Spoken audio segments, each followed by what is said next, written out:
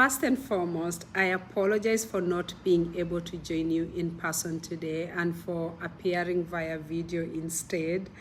As the first citizen of Derry City and Strabane District, I've had to prioritize my role by traveling abroad to pursue investment opportunities that will benefit us all.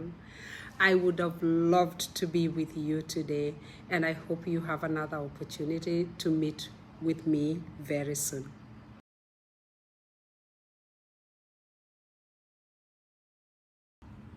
I've been interested in politics since I was a teenager. For me, politics is fundamentally about community development and empowerment.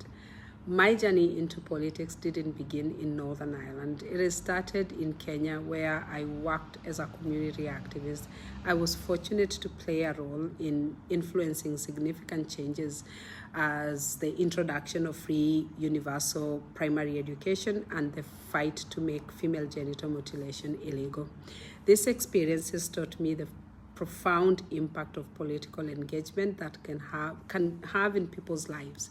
When I arrived in Northern Ireland, I was initially hesitant to get involved in local politics. I felt as though it wasn't my place. Many of us hear that voice in your head saying, "You don't understand the politics here. It's too complex. With its history of division and tension, why risk your sanity?" However, as I navigated systems that appeared to exclude and, quite frankly, create barriers for people like me, I realized I had to ask.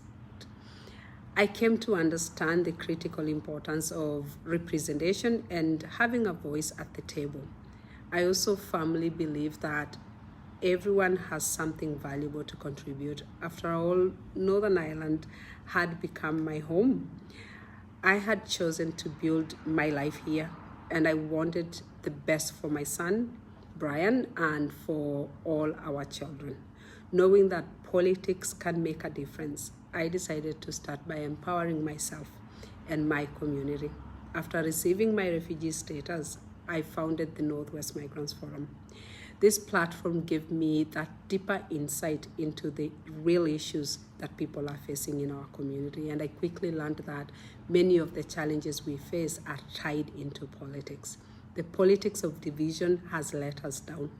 The phrase, "it's all about orange and green," needed to be reframed to "it's all about our community and our people." So I began engaging with politicians and communities to raise awareness. When I realized that the voices of community activists like myself were often failing into deaf ears, I knew I had to step up. And the rest, as they say, is history.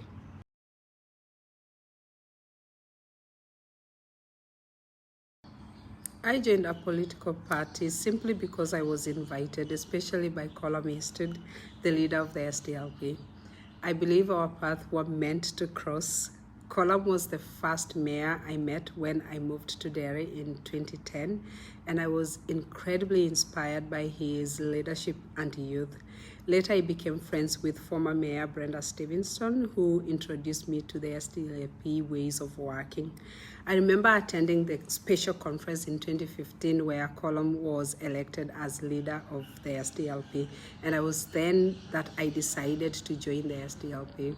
There is nothing more profound or special than the feeling that you are wanted and valued.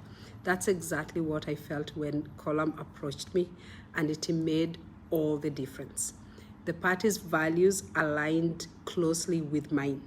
Having spent my life in Kenya fighting for social justice and women's rights, I found a natural connection with the SDLP, which has a long history of advocating for social justice and places equality and inclusion at the heart of its politics. I also became friends with many people who couldn't stop talking about John Hume and the incredible legacy that he has left behind. This inspired me to explore the party further, and I quickly realized that the SDLPs were the right fit for me. Being part of a group that shares my values felt right, and the fact that the membership was only £20 was a bonus for me.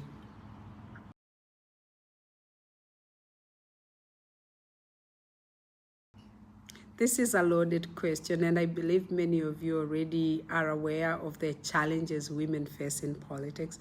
For a woman of color, it's even more difficult. Since becoming a political figure in Northern Ireland, I faced a significant online hate, which only intensified when I became mayor. As the only elected representative from a minoritized community, I often feel like an alone voice. People frequently come to me to speak on issues affecting minority ethnic people, expecting me to have all the solutions for this community. At times, this focus leads to my being overlooked on broader issues that affect everyone, including the 99% of people who elected me, most of whom happen to be white. I have to navigate a system that tends to place women in certain stereotypical boxes, and another layer of prejudice that seeks to dictate what I should or should not focus on as a person of color. Before I became mayor, I was rarely approached by media outlets or organizations to discuss key issues like economic development or the housing crisis, unless it related to migrant and refugee crisis. That said, within my local council, I've been treated with respect by colleagues, and most of my initiatives have strong support. I've received strong support, despite the negativity online and the misogynistic and stereotypical attitudes of some individuals. I've been warmly received by the public in my city and by the people that I represent. In some ways, I'm in a better position than some of my colleagues because I don't carry the same political baggage they do.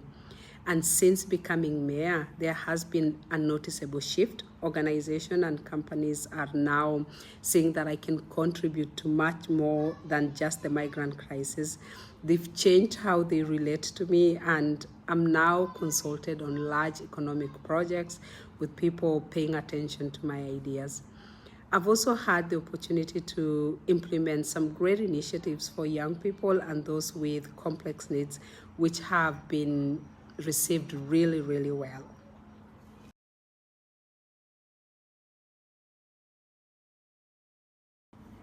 My advice to anyone considering getting involved in politics is to first find a political home.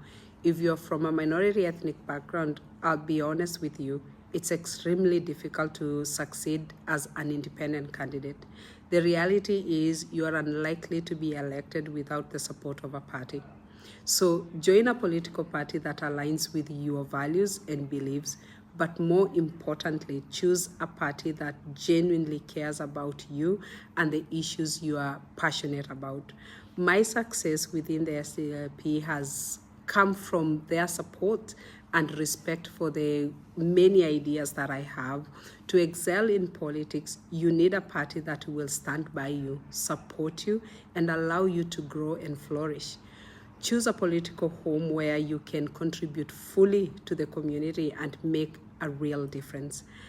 And I do hope that these answers give you a clear understanding of my journey and the advice I would offer to anyone considering a similar path. Thank you for letting me be part of this wonderful event, and I look forward to meeting you all in person soon.